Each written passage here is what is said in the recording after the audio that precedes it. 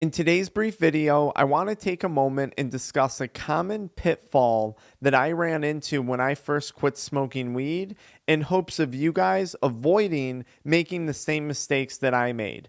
If you're new to the channel, my name's Dr. Frank. I'm the founder of AddictionMindset recovery coaching programs, which are dedicated to helping people quit nicotine, THC, energy drinks, and adult media content.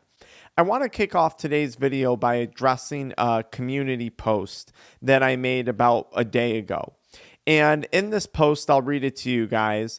I typed out a message, and within that message, I explained that for me, an addiction to weed was an obsession. And that's really how I view addiction. I view addiction as an obsession. I was obsessed with weed. Every aspect of it, every in and out of weed, I was flat out obsessed with it. And when you obsess over something, it becomes a major part of your life. That's just the way it goes. And ever since getting sober, going on about 5 years now, that obsessive behavior of mine has never changed. But I've shifted what I obsess over in my day-to-day routines. And I went on in this post and I said, now I'm addicted to helping others quit nicotine, THC, energy drinks, and porn. Now I'm addicted to deepening and obsessing over my marriage. Now I'm addicted to nightly walks and morning weightlifting. Now I'm addicted to reading books, cooking food. And then I made kind of a funny comment that I'm now obsessed over this fruit bowl that I eat every night instead of smoking a weed bowl, which is 100% true. I am obsessed with the fruit bowl. And some people commented and said, hey man, you sound like a born again Christian who's about to relapse on coke at any moment. And even though I understand what their point was, I think the interpretation of my post was misrepresented. When you first quit an addiction, I think it's very important that you don't put all of your, I'll call it sobriety and recovery eggs into one basket. So a lot of people, when they first quit smoking weed, might get super into working out. And that's awesome. Working out is healthy. It's a good activity. It makes you feel better about yourself. But what if you get a back injury and suddenly you can't work out? You get into a car accident 3 weeks into your sobriety, a drunk driver hits you, and you injure your back and you can't work out anymore. Well, what if all your sobriety was invested into working out? That might be trouble. What if you invested all your sobriety into a relationship, a new relationship with a girlfriend or a boyfriend? But what if 3 weeks into your sobriety, that person tells you they want to take a break and all your sobriety was invested into that new relationship or that current relationship? Your sobriety might fall apart. Things might get shook, right? What if you've invested all of your sobriety into your work ethic, into your career?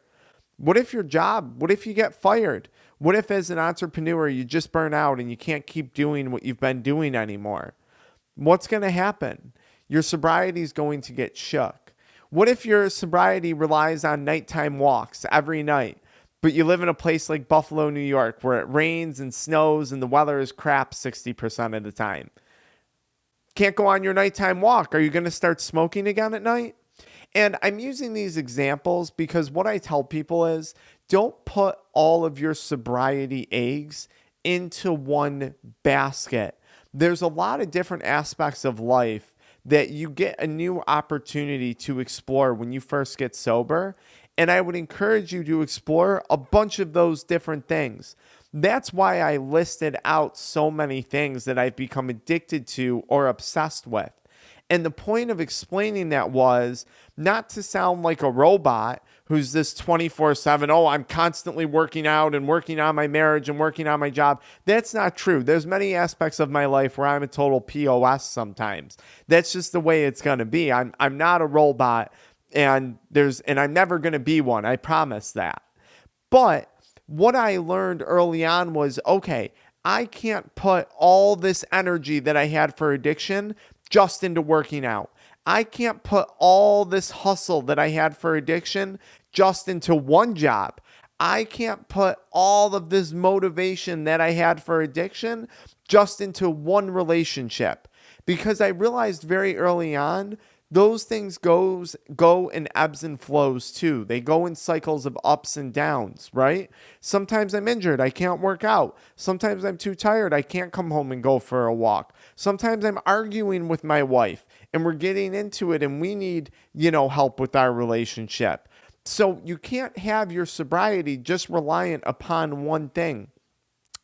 If you look at getting sober as a long-term investment, which I always refer to it as, this is a long-term investment for long-term good outcomes.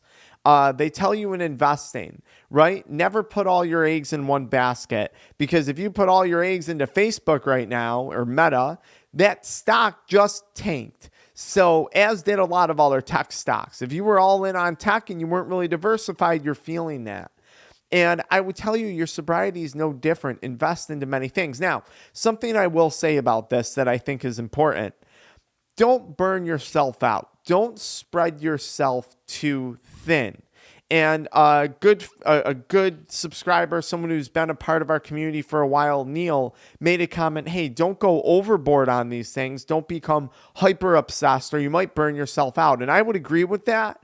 But I would say this: for me, and I think a lot of people in this community, if you don't find something or many things that you can become obsessed with and passionate about, I think you're going to burn yourself out by not being passionate and obsessed about things. And why do I say that? Because for me, that's how I fell into addiction. And I got so obsessed with addiction, I burned myself out on it. I'm not burning myself out on going for walks, eating fruit, trying to develop better relationships with family, marriage, friendships.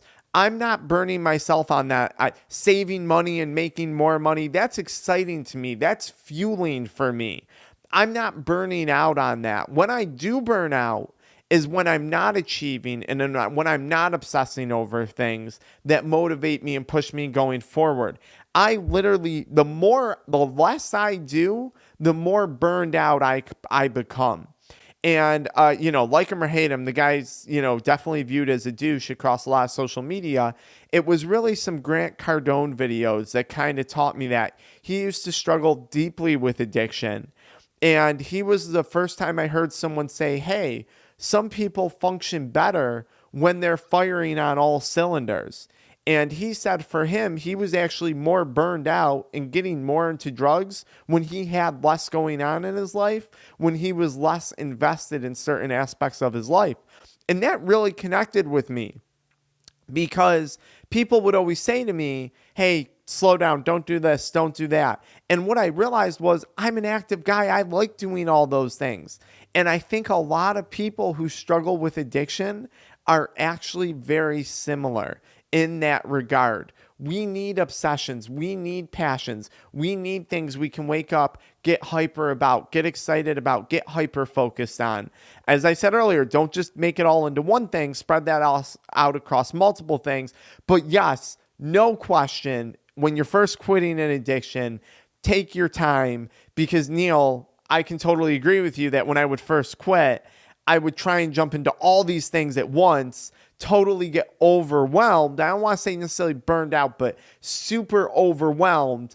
And then I would relapse because I felt so overwhelmed. So I definitely agree with you ultimately on the comment. And I appreciate that, because it's not something I portrayed in this blurb. But avoid the pitfall of investing all your eggs in one basket, because if that basket gets flipped upside down, I don't want your sobriety and recovery process to get flipped upside down. And if you need help figuring out where to make that long-term investment, book a one-on-one session with my offices. The information is in the pinned comment, or download the free PDF 7-step guide to quitting smoking weed. It's a great guide that I made, also found in the pinned comment below. I'll see you there.